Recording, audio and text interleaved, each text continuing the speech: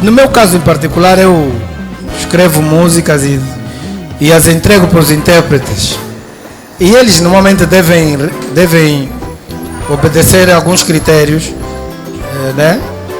Que é de mencionar o autor sempre que interpreta a música alheia, né?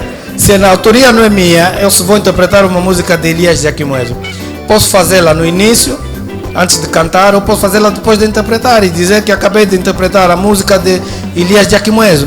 Hoje por hoje, nas vertentes que hoje está de fazerem roupagens das músicas, muitas das vezes as músicas passam como se fosse da autoria do Edi Tussa, da autoria de A, B e C, quando no fundo tem um autor.